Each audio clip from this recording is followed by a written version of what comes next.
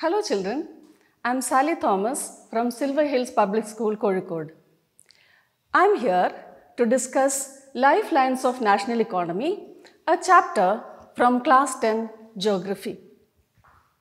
This chapter is a very important chapter from board exam point of view, and during the session we will discuss some important questions also. Let's begin.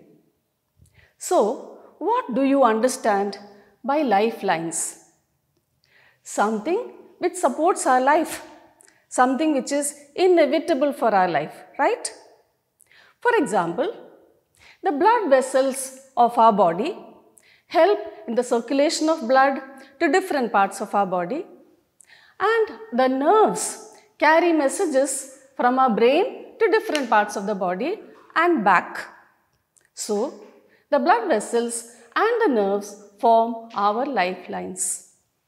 In the same way, the different means of transportation, communication and trade are very important for the growth and the development of our country and hence form the lifelines of our national economy. So, in this chapter, we are going to see all the three, the means of transportation, the means of communication and trade, their importance and how they are helping in the development of our country.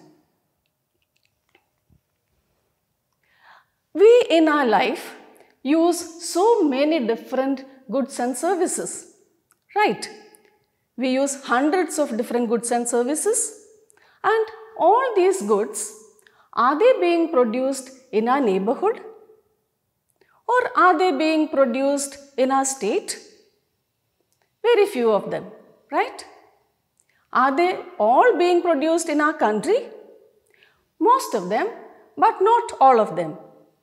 That means we are using goods and services produced in different parts of our state, different parts of our country, and even different parts of the world. So, how are they available in our local market? Goods and services do not move from their supply locales to their demand locales on their own. Supply locales means the places where they are produced. Demand locales means the places where they are demanded, bought and used. So, goods and services do not move from their supply locations to their demand locations on their own. They have to be moved with the help of means of transport. And this movement of goods and services are facilitated by trade and traders. Traders get these products from their supply locations or where they are produced, move them with the different means of transportation and make them available in their demand locations. But the development of the country do not just depend on the production of goods and services, but their movement from one place to another also. Means, just because we are producing a lot of goods and services, that does not lead to the development of the country. They have to be moved from where they are produced to where they are demanded. And therefore, an efficient means of transportation is very important for the development of the country. Now, if you look at the history of India, we can see that trade and transport existed from a very old time, from a very ancient time. But in the last few decades, there have been a lot of expansion of trade and transport because of the improvement in science and technology. Trade and transport expanded also because of the development in the communication network. So, an efficient network of transport and communication is important for trade, whether it is local trade, national trade or international trade. So, all these three, that is means of transportation, communication and trade, they are all complementary to each other. They are interdependent and they help in the development of the country and form the lifelines of our national economy. So your first question is, how do trade, transport and communication form the lifelines of our national economy, or why are they called the lifelines of our country? So we know that this trade and transport and communication improved a lot in our country and it is helping the development of the country. Now we cannot even imagine a situation in the absence of all these three: transportation, communication and trade, right? We can travel to any part of the world very easily these times. We can also communicate and share information with anyone in any part of the world very easily. And because of the improvement in trade, so many different products which are produced in different parts of the world are available to us and make our life more comfortable and more luxurious. So that's the importance of transportation, communication and trade. So we'll learn about each one of this in this session. First, means of transport.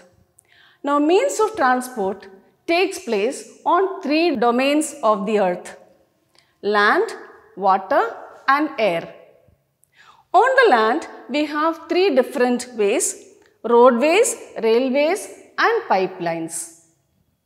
Waterways are classified into two: inland waterways and overseas waterways. Inland waterways means water transport through rivers, lakes and canals inland within the country. Overseas waterways are water transport through oceans and seas with the help of ships.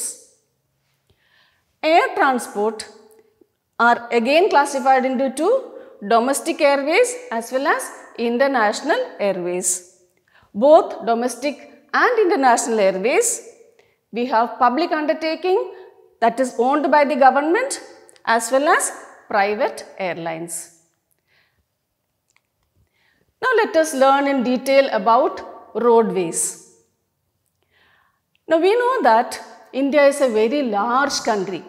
It is the 7th largest country in the world, and therefore we have a large network of roads.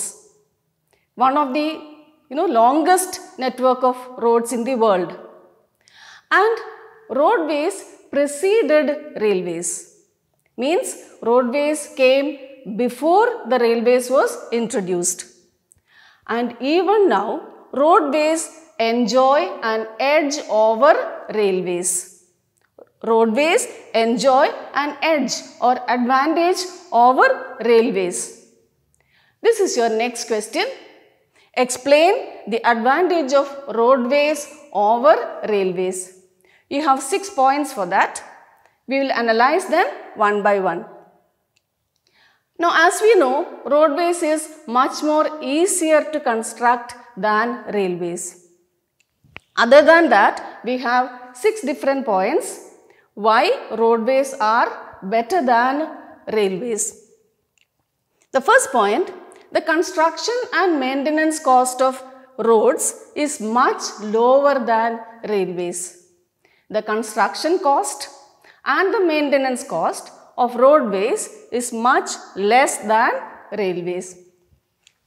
The second point: roads can traverse more dissected and undulating terrain or topography. What is meant by dissected topography? That means land with breaks, gaps or fractures.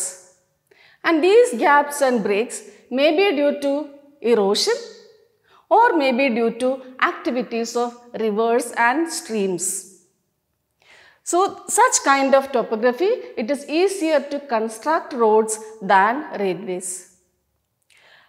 Undulating topography means land with ups and downs, wave-like ups and downs.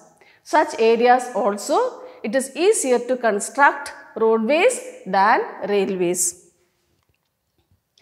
The third point is that roads can traverse higher gradients of slopes. That means mountainous regions. It is easier to construct roadways in mountainous regions than railways. And that is why we are able to have roads even in the Himalayas. Fourth point, roadways is more economical in transporting few persons and less goods over short distances. That means if the number of passengers are few and the quantity of goods is less, then it is cheaper to use roadways than other modes of transport, especially railways. Next, the roadways provides door-to-door service. In case we have to send some things by roads, the trucks can come to our doorstep, load the things and take it. In the same way, if we have to receive certain items, those items will be brought to our homes. So that way, it can provide door-to-door service, which is not available in any other modes of transport. The last point is, roadways is a feeder service for all other modes of transport. That means, if we have to send things by railways or ship or even by flight, we have to send those things to the railway station or airport or seaport by road. So, it is a feeder service for all other modes of transport. So, these are the 6 points explaining the advantage of roadways over railways. We move on to the next topic, classification of roads. Roads are classified on the basis of 2 factors. Firstly, on the basis of materials used. On the basis of materials used, roadways are classified into metalled roads and unmetalled roads. Metal roads are constructed with the help of cement, concrete and bituminous coal. And these roads are also called all-weather roads or Pakka roads. Unmetalled roads are not black-topped. They are Kacha roads and they go out of use during rainy season. So that is metal roads and unmetalled roads classified on the basis of materials used. The second classification is on the basis of capacity of roads. On the basis of capacity, the roads are classified into 6 different types. The first one is golden quadrilateral superhighways, national highways, state highways, district roads, rural or other roads and border roads. These are the 6 different types of roads. Firstly, the golden quadrilateral superhighways. Now these are excellent road system, 6-lane superhighways connecting the 4 metropolitan cities of India, Delhi, Kolkata, Chennai and Mumbai. 2 other road systems which are called North-South Corridor and East-West Corridor are also part of golden quadrilateral superhighways. The North-South Corridor is connecting Srinagar in the north with Kanyakumari in the south, and the East-West Corridor is connecting Silchar in Assam with Porbandar in Gujarat. So these 2 road systems are also part of the golden quadrilateral superhighways. The major objective of this road system is to reduce the time and distance between the mega cities of India. This project is implemented, constructed and maintained by National Highways Authority of India, NHAI. Now we will see the Golden Quadrilateral Superhighways over here. These are some parts of Golden Quadrilateral Superhighways. We can see the 6-lane superhighways, 3 lanes in one direction and 3 lanes in the other direction. Because these are 6-lane highways, 3 vehicles can move parallelly at the same time. So we can imagine that the traffic will be less and therefore vehicles can move at a very high speed. And that is how it reduces time taken between the metros of India. And why is it called a quadrilateral? Is because it is connecting the 4 metropolitan cities, Delhi, Kolkata, Chennai and Mumbai. And therefore, this road system is forming a quadrilateral, a 4-sided figure. That's why it is called Golden Quadrilateral Superhighways. The north-south corridor is connecting Srinagar in the north with Kanyakumari in the south. The east-west corridor is connecting Silchar in Assam with Porbandar in Gujarat. So this is the Golden Quadrilateral Superhighways. The aim of this project is to reduce the time and distance between the mega cities of India. It is implemented, constructed and maintained by National Highways Authority of India. We move on to the next roads, that is National Highways. National Highways link the extreme parts of the country. The different parts of the country are connected through good road systems called National Highways. They are also called primary roads. They are constructed and maintained by CPWD, that is Central Public Works Department. They are named by numbers. Each national highway is given a number and that is their name. And we have numerous national highways. There are some important national highways which you have to learn and they can come as objective type questions. Some important national highways are NH1, NH2, NH3, NH7 and NH15. NH1 is also known as the historical Sher Shah Suri Marg because it was constructed by Emperor Sher Shah Suri. It is connecting Delhi with Amritsar. So, National Highway number 1, the terminal points are Delhi and Amritsar. National Highway 2 is also called Grand Trunk Road, which is connecting Delhi with Kolkata. National Highway 3 is connecting Mumbai and Agra. NH7 is the longest national highway and it is connecting Varanasi in Uttar Pradesh with Kanyakumari in Tamil Nadu. NH15 is covering the entire Rajasthan. So these are the important national highways. You have to remember their number and their terminal points can come as objective type questions. The third type of road is state highways. State highways connect or link the state capitals with the different district headquarters. They are constructed and maintained by the State Public Works Department. Fourth is the district roads. It is connecting the district headquarters with the other places in the district. It is maintained by Zilla Parishad. Fifth is other roads.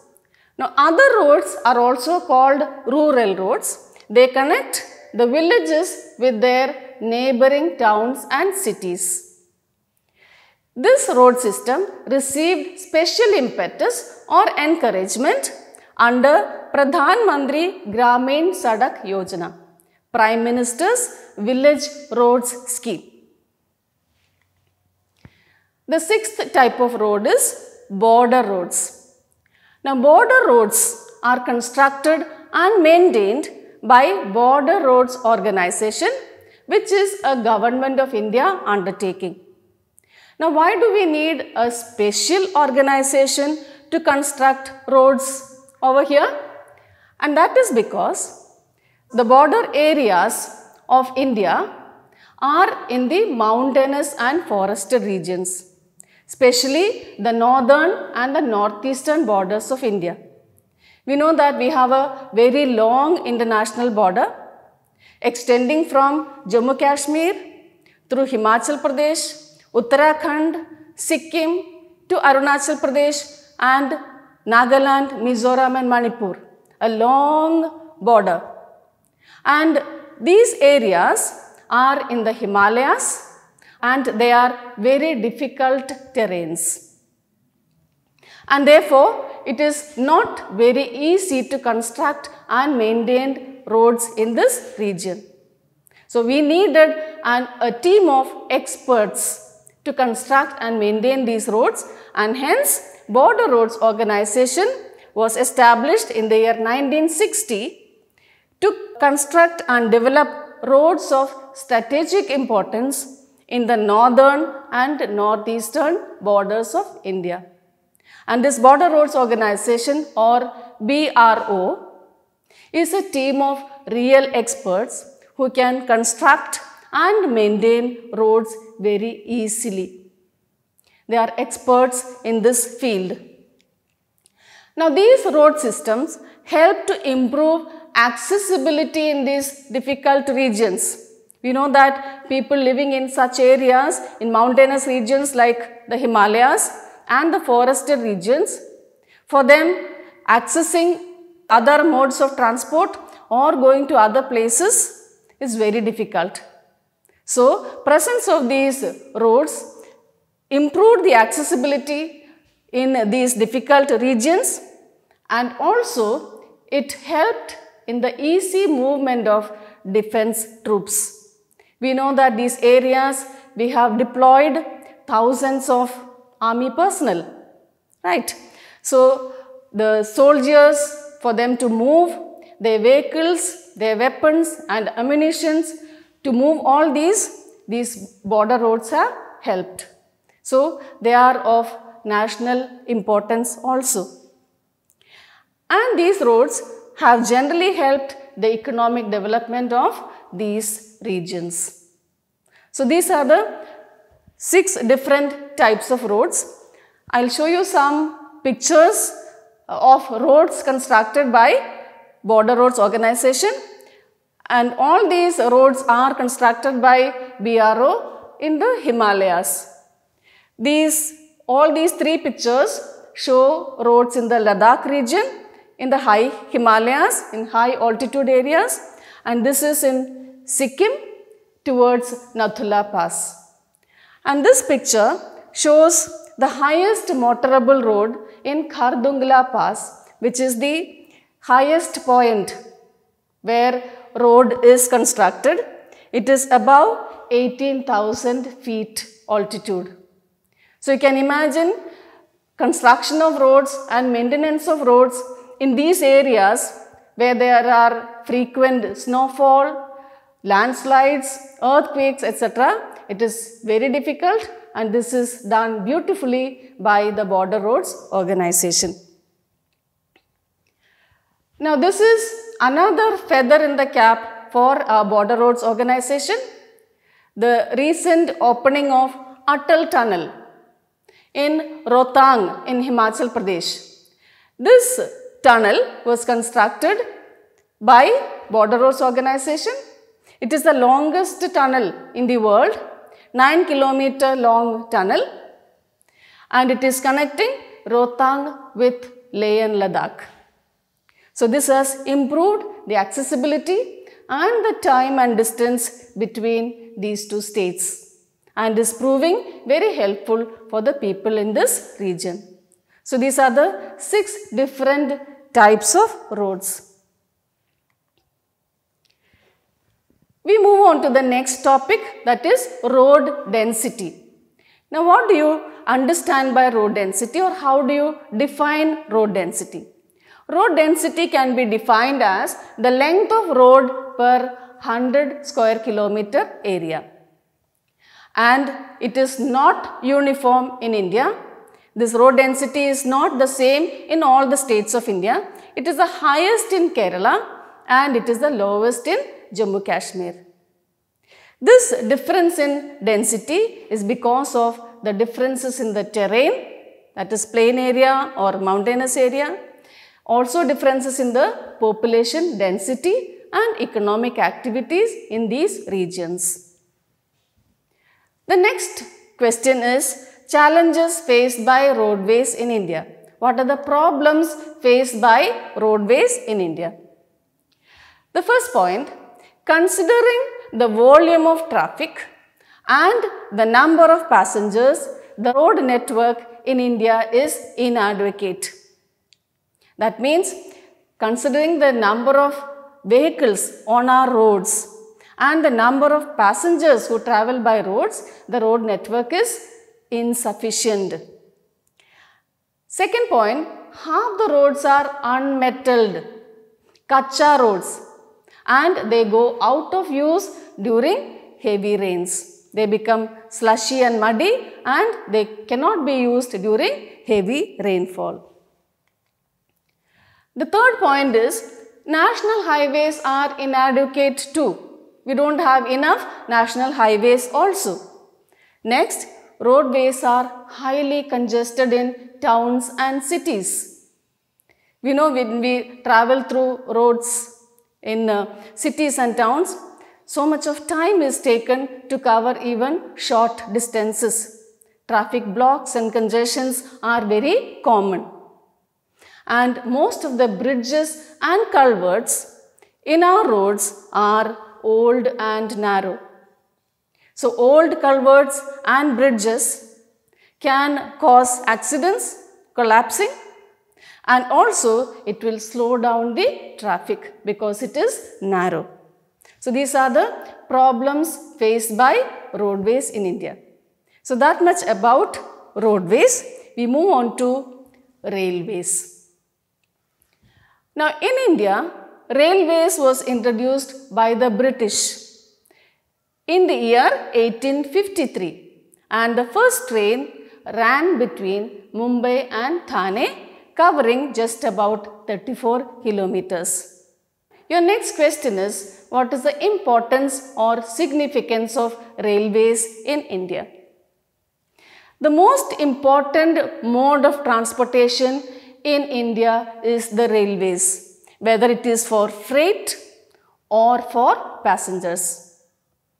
That means, among all the different means of transport, roadways, waterways, airways, all put together, and railways on the other side, railways is still more important than all the other means of transport put together. Freight means goods or cargo. Okay. So it is the most important mode of transportation for freight as well as passengers in India. And they say around 23 million people and 3 million metric tons of goods are carried by Indian Railways per day. Every single day they are carrying 23 million people and 3 million metric tons of cargo. Second point, railways conducts multifarious activities. Means so many different types of activities like business, pilgrimage, sightseeing and transportation of goods over long distances. Railways conducts multifarious activities and thus help in the development of the country. It contributes towards national integration also. We are able to move to different parts of the country and connect with the other people of other states because of railways. It binds the economic life of the country and accelerate agricultural and industrial development. Means it supports, helps in the economic development of the country by supporting agricultural development and industrial development. We know that industries and agriculture needs a lot of raw materials and inputs, and also the finished products have to be moved from the places where they are produced to places like markets and other areas where they are demanded. So, for this railways are helping. Next, it is the largest PSU of the country. PSU stands for Public Sector Undertaking. So, railways is the largest public sector undertaking of the country and it provides employment to millions of people. So, these are the different points for importance of railways for India. The next topic is multiple gauge railway tracks. Multiple gauge railway tracks. We have three different types of gauges in India: broad gauge, meter gauge and narrow gauge. Now, gauge means the track width, the gap between the two tracks. You can see three different types of gauges here or tracks here. This is narrow gauge, that is meter gauge and broad gauge. Narrow gauge is around 0.6 to 0.7 meters broad. Meter gauge is exactly 1 meter and broad gauge is 1.6 meters. But now at present times, we have upgraded most of the narrow gauge and meter gauge railways to broad gauge. So, majority of the Indian tracks are broad gauge right now. Narrow gauge and meter gauge exist only in a few mountain railways like Shimla, Darjeeling and Ooty. So, this is the multiple gauge railway tracks. This can also come as objective type questions like match the following, etc. We move on to a very important topic from the chapter, that is distribution pattern of Indian railways. Now, what is meant by distribution pattern of Indian railways? It means how it is distributed or in which places the railway network is dense, in which areas it is moderate and in which areas it is sparse. So, that is the meaning of distribution pattern of Indian railways. Now, this distribution pattern depends on three factors: physiographic factors, economic factors and administrative factors. Here we can see that in certain areas the railway network is very dense, like for example this North Indian region, which is the northern plains. This region, the central India consisting of states like Madhya Pradesh, Chhattisgarh, Jharkhand and Odisha, etc., it is moderate. And here you can see Jammu Kashmir, Himachal Pradesh, Uttarakhand, Sikkim, Arunachal Pradesh. These regions you can see sparse railway network, no network at all in this region. Okay. So, we will analyze how this distribution pattern is affected by physiographic, economic and administrative factors. Why we have dense network in some areas, why we have moderate network in some areas and why sparse network in other areas. So, that is the explanation for distribution pattern of Indian railways. This I have divided into 5 parts.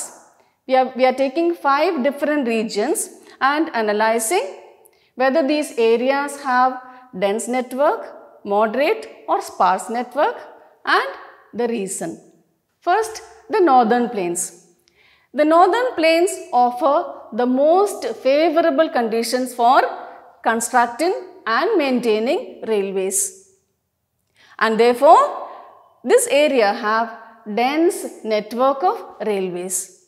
Now what are these favorable conditions? Firstly, vast level land. We know that northern plains is alluvial plains, flat and plain. So it is easier to construct railways over here. Second reason is high population density. Northern plains of India is one of the most densely populated regions of the world. So more people to travel by train and more profit for Indian railways.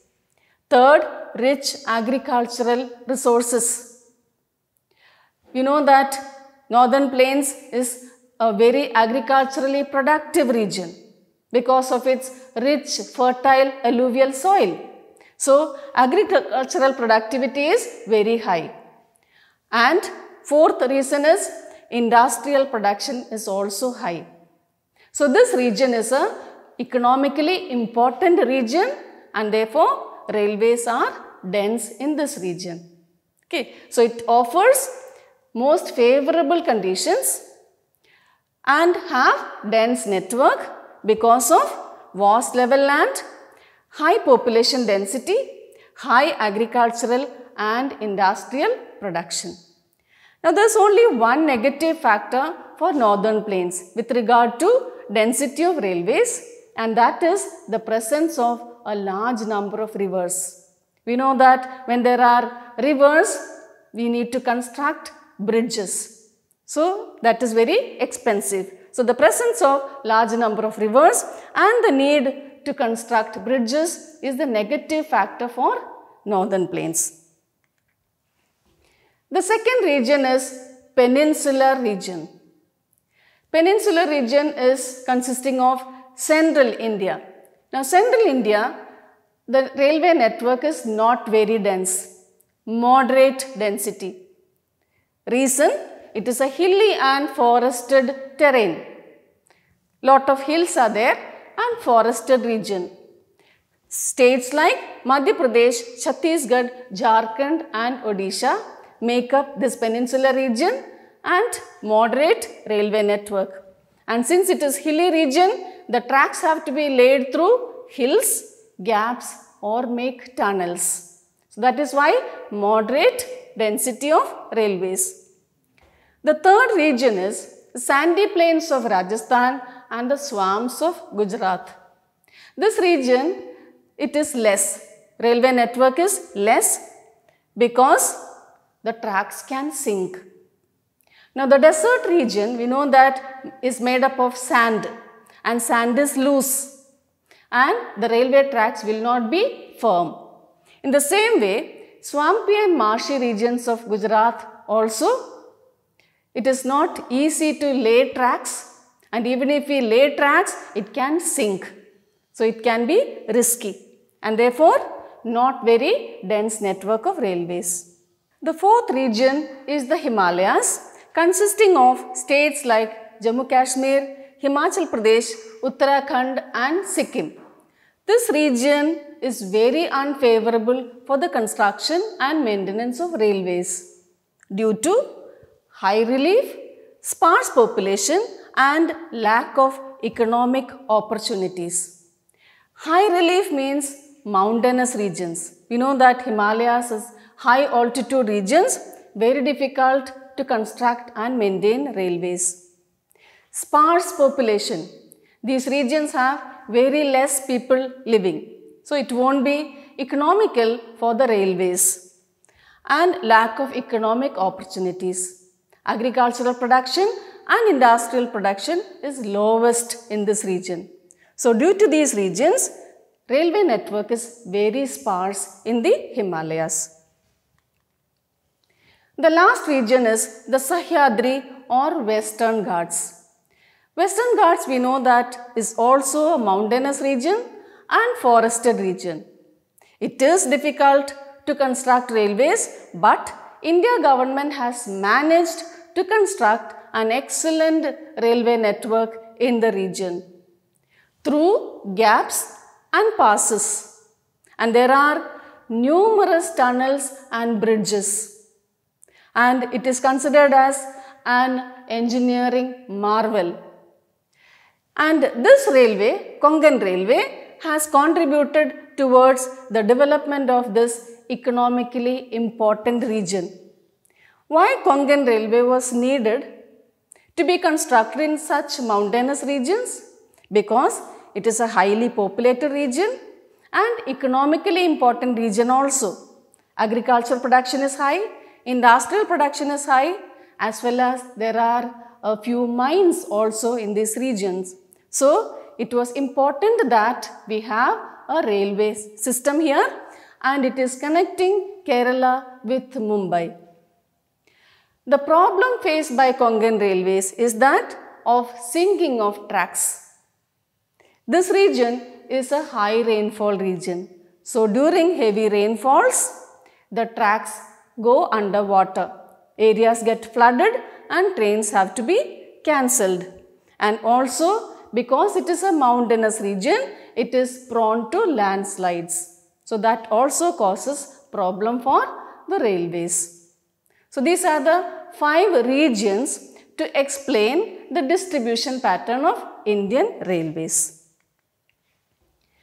The next topic is challenges faced by Indian railways. What are the problems faced by Indian railways? Firstly, many passengers even now travel without tickets. So, it is a loss for the Indian railways. Secondly, thefts and damages of railway property is still common. Thefts take place. People steal things like fans and blankets and towels etc. from the train and they damage the railway property also. Third, pulling of the chain unnecessarily. The chains are provided in the train only for emergency reasons. And when the chains are pulled, the trains have to put emergency brakes which can damage the brake system. So, for unnecessary reasons, pulling of chains is an offence. The next problem faced by Indian railways is not running on scheduled time. Trains we know are mostly not running on scheduled time, which is also a problem. The other challenges are lack of safety, poor infrastructure, overcrowding, corruption, unhygienic toilets and poor quality food. So, these are the problems faced by Indian railways and we come to end of railways. We move on to the third form of transportation, overland, which is pipelines. Now, pipelines is a comparatively new arrival on the transportation scene of India. It is not that it was not existing before. It existed before, but it was only used for transporting water. And pipelines are constructed on the ground, that is on the surface, underground, as well as in the sea. These are the different ways in which pipelines can be constructed. Surface pipelines, these two pictures are showing surface pipelines. This is underground, this is in the sea and this is undersea. Now, what are the advantages of pipeline transportation? We know that in olden times it was used only for transporting water, but in modern times it is used for transporting crude oil, petroleum products and natural gas from oil and natural gas fields to refineries, fertilizer factories and thermal power plants.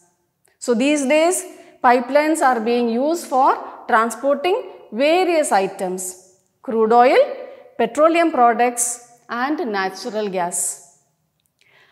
And even solids can be transported if they are converted into slurry form, meaning semi-liquid form. So, that is the advantage of pipelines. Also, the third advantage is refineries and fertilizer plants in inland areas of India would not have been possible in the absence of pipeline transport. Because we know that petroleum and natural gas reserves are generally found in coastal areas or offshore regions. So, fertilizer plants and refineries require the raw material as petroleum products and natural gas. So, this would not have been possible in areas which are away from coastal areas or sea. So, this was made possible because of pipeline transportation.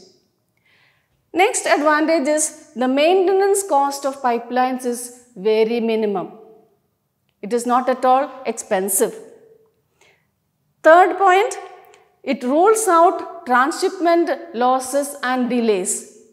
Transshipment losses means losses which occur during the transportation. Like for example, if we carry petroleum products and natural gas etc. in trucks, we can see that many times the trucks meet with accidents, leakages can take place, losses can take place and delay also can take place. Whereas when we are using pipelines for the purpose, it rules out transshipment losses and delays. As soon as the matter enters the pipeline, it reaches the destination very fast. It is also environment friendly transportation system. It doesn't cause any kind of damage to the environment. What are the disadvantages of pipeline transportation? Your next question. Initial cost of laying is very high. It takes crores of rupees to lay the pipeline. So, initial cost is very high. Leakages can happen. Sometimes leakages can happen even when it is underground or in the sea, and detection is not easy. If there is leakages, to find out the leakage is not easy. Repair also is not easy and the capacity cannot be increased. Once the pipeline is laid, we cannot increase the capacity of the pipeline. Now, there are three important pipeline networks in India. This also you have to remember because it can come as objective type question. The first major pipeline is from the oil fields in Upper Assam to Kanpur in Uttar Pradesh. So, Upper Assam to Kanpur is the first major pipeline. The second one is from Salaya in Gujarat to Jalandhar in Punjab. That's the second major pipeline. And the third one is the gas pipeline from Hazira in Gujarat to Jagdishpur in Uttar Pradesh via Vijaypur in Madhya Pradesh. This pipeline is called HVJ pipeline. H stands for Hazira, V stands for Vijaypur and J stands for Jagdishpur. These are the three major pipelines of India. And this HVJ pipeline is the most important because many of our fertilizer factories and thermal power plants in different parts of North India is made possible because of HVJ pipeline. We move on to waterways. Now we know that in India, waterways is nothing new. Waterways existed from a very ancient time. So it has helped in spreading Indian culture and commerce the world over. We know that many traders from different parts of the world, Europe and Asian countries came to India through water, through sea. And it has helped in spreading Indian culture as well as trade to different parts of the world. Now, water transport is the cheapest means of transport. It is the cheapest means of transport among all the different means of transport. And it is most suitable for carrying heavy and bulky goods. If you have to transport heavy goods and bulky goods, it is best to send by ships. It is a fuel efficient and eco-friendly mode of transportation. Why is it eco-friendly? Because comparatively, if you compare with railways and airways and roadways, the carbon emissions are much less. And it is fuel efficient because they have adopted some new technology by which the ships can produce bubbles and it can reduce friction in water, and hence it becomes fuel efficient. Now, waterways in India consist of both inland waterways and overseas waterways. Inland waterways means water transport through rivers, lakes and canals etc. within the country. And overseas waterways is through the oceans and the seas. Inland waterways is almost 14,500 kilometers. And this inland waterways is declared as national waterways. There are 5 different inland waterways which are declared as national waterways by the Government of India. National waterway number 1, national waterway number 2, 3, 4 and 5. You have to remember these numbers and through which rivers these are taking place. National waterway number 1 is through river Ganga between Allahabad in Uttar Pradesh and Haldia in West Bengal. National waterway number 2 is through river Brahmaputra between Sadia and Dhubri in Assam. National waterway number 3 is the West Coast Canal in Kerala.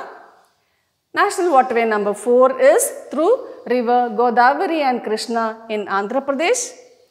And national waterway number 5 is through river Brahmani and Mathai and the East Coast Canal in Odisha. So, these are the 5 important national waterways. Now, overseas waterways. We know that overseas waterways means through oceans and the seas with the help of ships.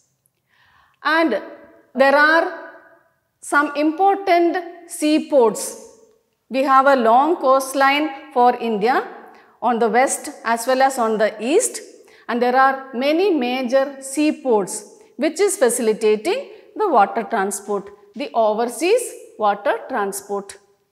And 95% of our foreign trade is handled by 12 major seaports on the western coast as well as on the eastern coast. There are 6 major ports on the western coast of India and 6 major ports on the eastern coast of India. You have to learn about all these 12 major ports. They can come as objective type questions or even 3 mark or 5 mark questions. The first major port on the western coast is Kandla Seaport, which is in the Kutch region of Gujarat. And these ports can also be asked for map marking. So, you have to remember the name of the seaport as well as the location of the seaport on the map of India. So, Kandla Seaport was the first port developed after India's independence because we had to reduce the volume of trade happening from Mumbai Seaport, and secondly, we had lost one important seaport, that is Karachi, to Pakistan after independence and the partition. So, that is why we had to develop a new port in Gujarat, which is the Kandla Seaport near Kutch in Gujarat. It is a tidal port. Now, ports are of different types. There are tidal ports, there are natural ports, there are artificial ports. So, Kandla in Gujarat is a tidal port. It is influenced by high tides and low tides, and it handles exports and imports of a highly productive granary and industrial belt of North India. We know that Kandla is the closest seaport to the North Indian states of Madhya Pradesh, Rajasthan, Uttar Pradesh, Jammu Kashmir, Himachal Pradesh, Punjab, Haryana. So, all these states do not have a shore or access to a port. So Kandla seaport is the closest seaport for these states, and hence it handles high amounts of exports and imports. The second important port on the western coast is Mumbai. Now Mumbai port is the biggest port of India. It is a spacious port. It is a natural and well sheltered port. So Mumbai port is a natural port. It is well sheltered port also, and it handles maximum cargo. So if you rank the ports according to the freight or the cargo carried by the ports, Mumbai port ranks first. Next is Jawaharlal Nehru port, which is very close to Mumbai port. Now this Jawaharlal Nehru port had to be constructed to decongest Mumbai port.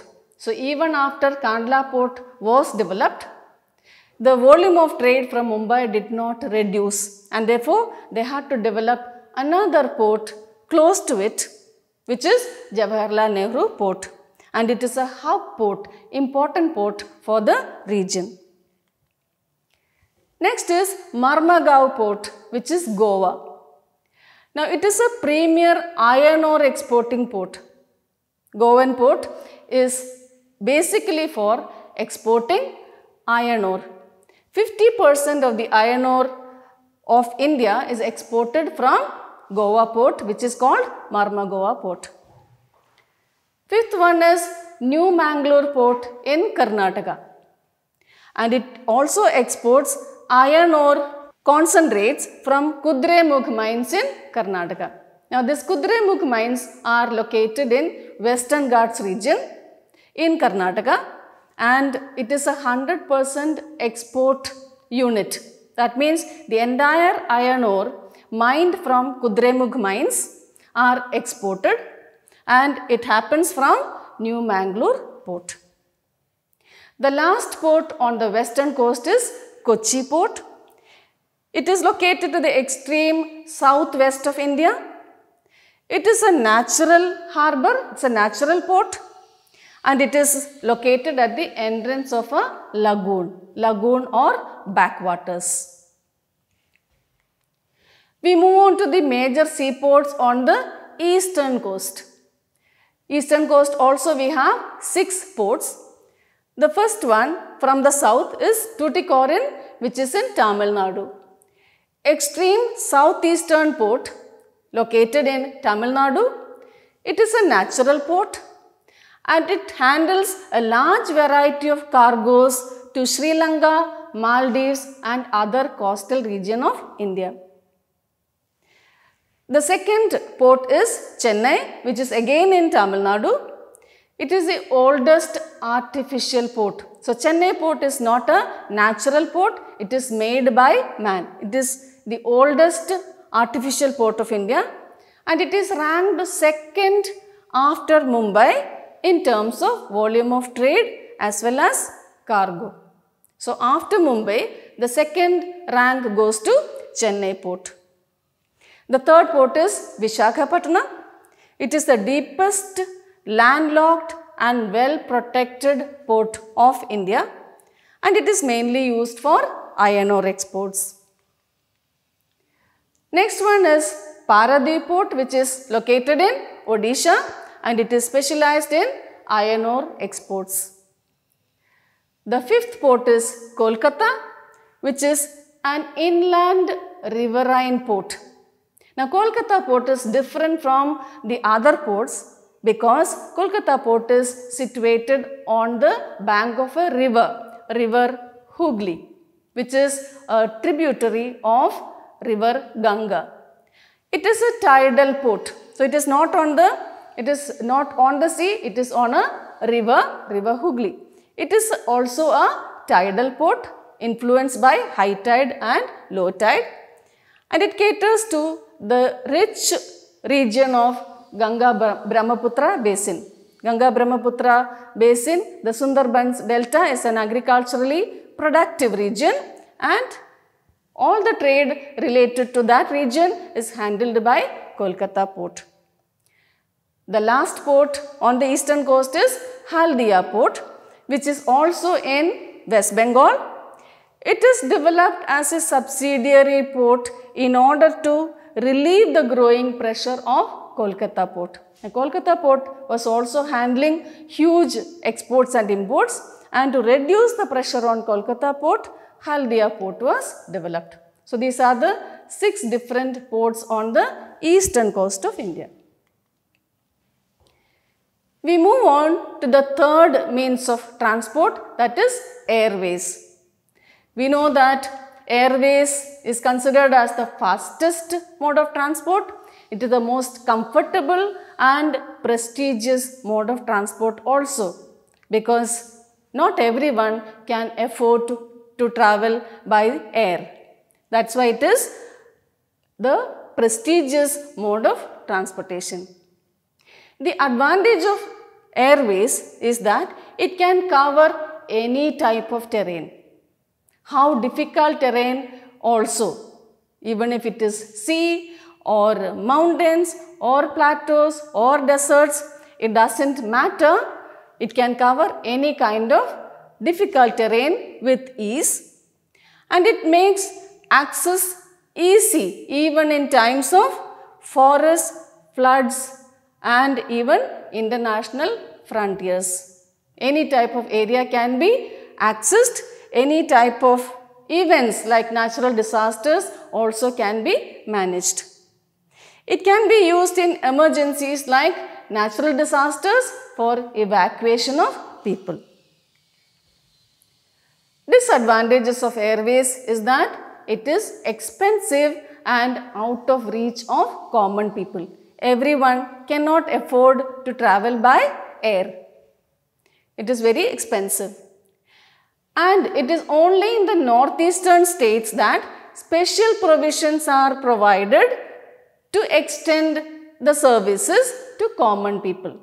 Northeastern states are difficult regions. We know that it is full of mountains and forests and rivers, and therefore accessibility is very difficult in such areas.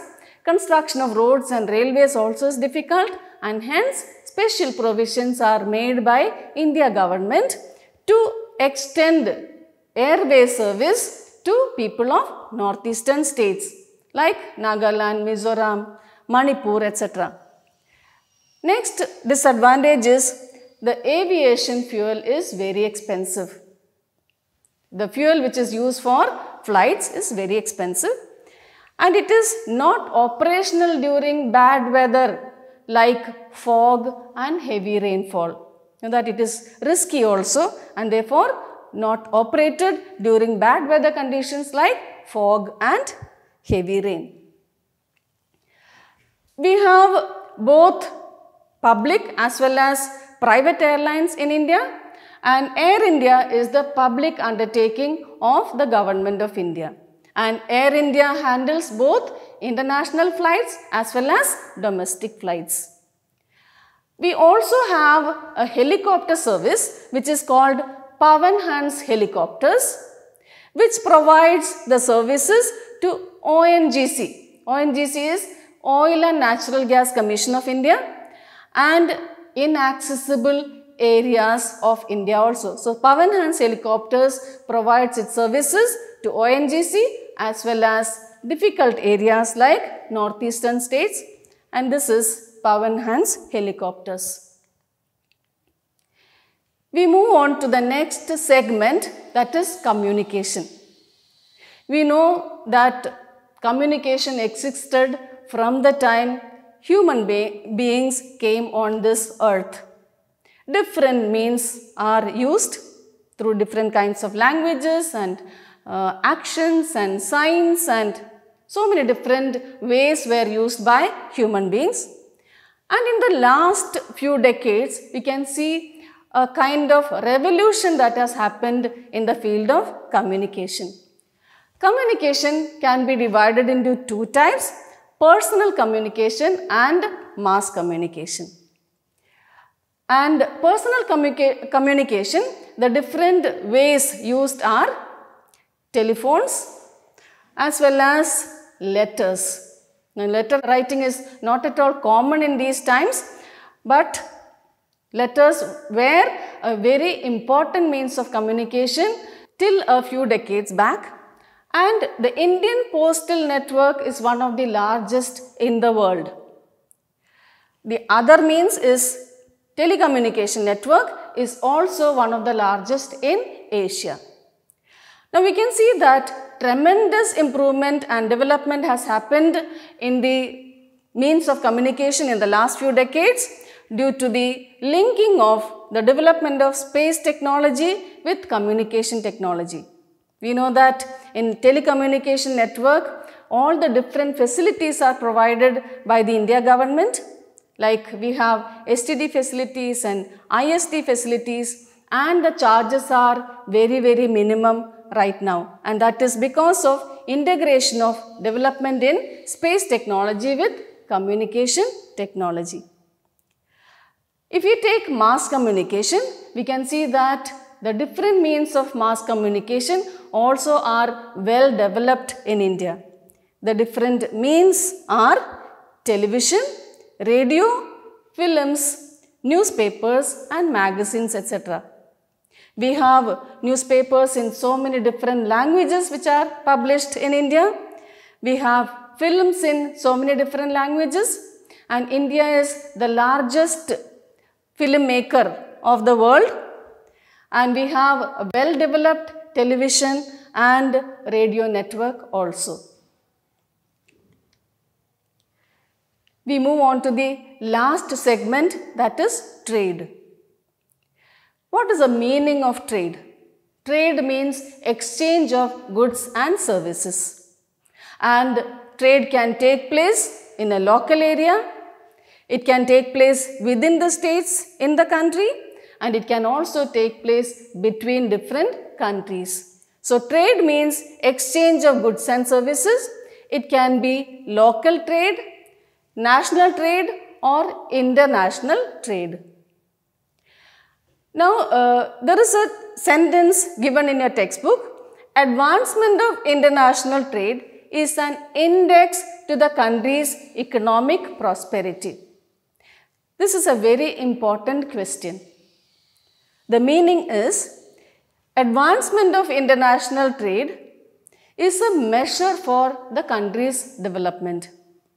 How developed the country's international trade will determine the development of the country.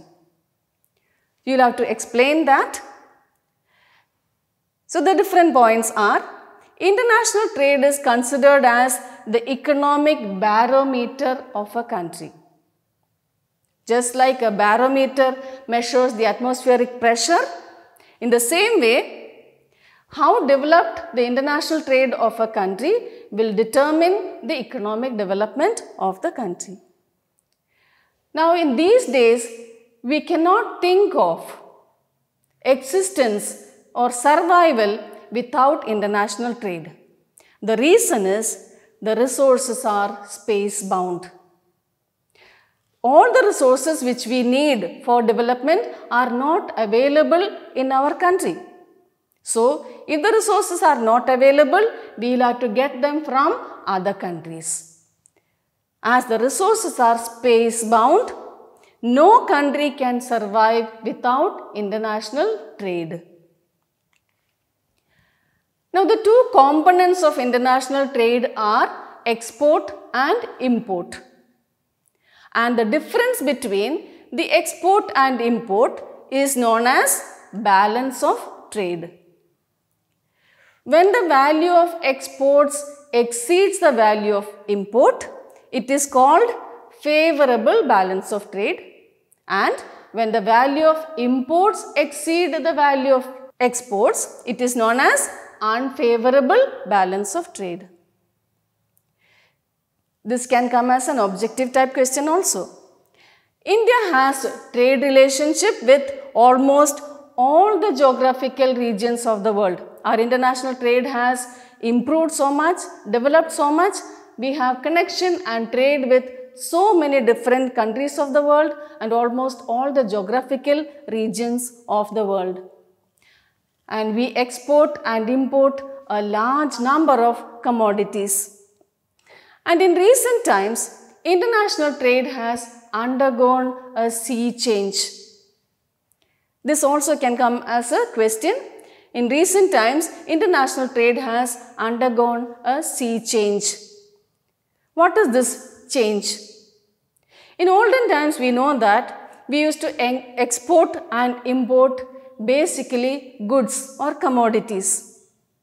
We used to export certain agricultural products and raw materials, textiles, spices, etc. And we used to import a limited number of items like petroleum products and machineries. But now, in the last few decades, it has undergone a sea change. More than the goods and services, we are exchanging information and knowledge. More than goods or commodities and services, exchange of information and knowledge are taking place. And we have improved so much in the IT and communication field that we are exporting a lot of computer-based products, and India has emerged as the software giants of the world. And it is earning a large foreign exchange by exporting IT-related services. So this is the explanation for international trade is a measure of economic development of the country. And also, international trade has undergone a sea change in the recent times.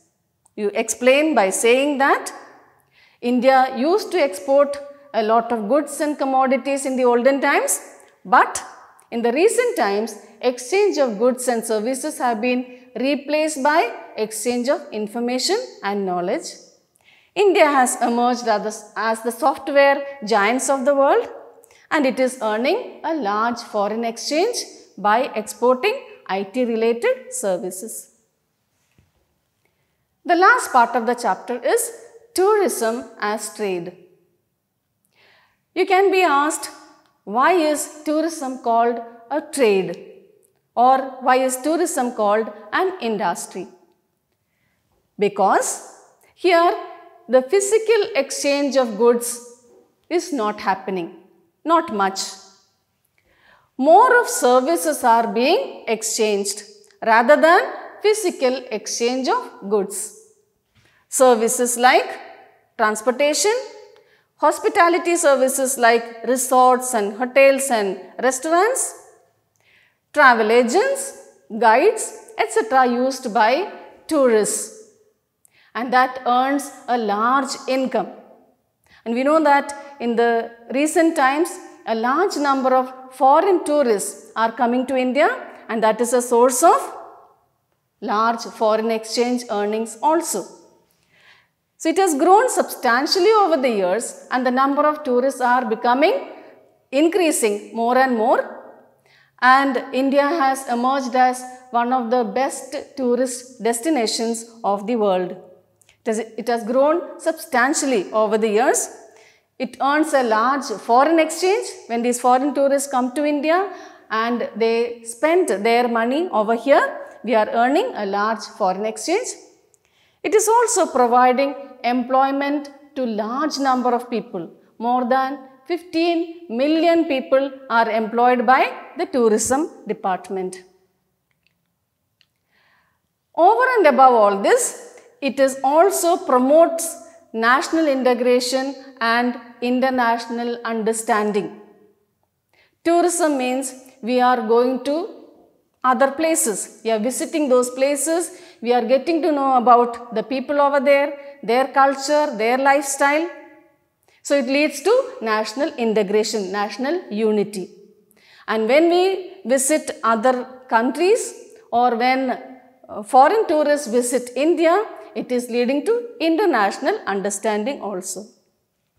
It provides support to local handicrafts and cultural pursuits.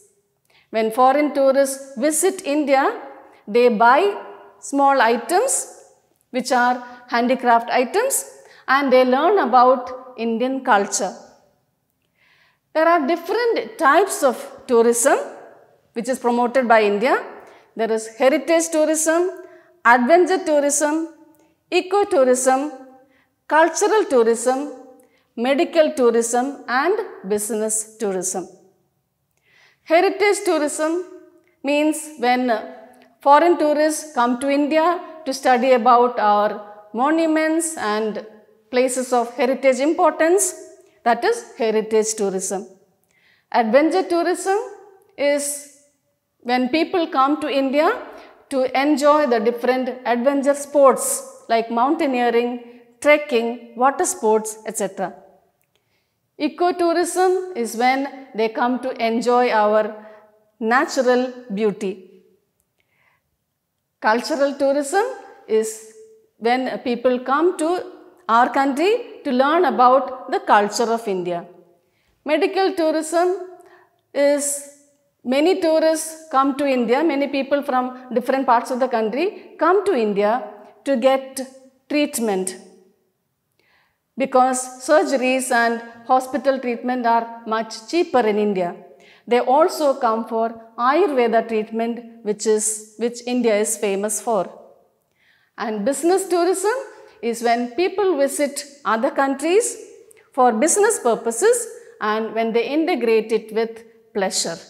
So that is business tourism. So these are the 6 different types of tourism, and India has a lot of scope for improving as a tourist destination of the world.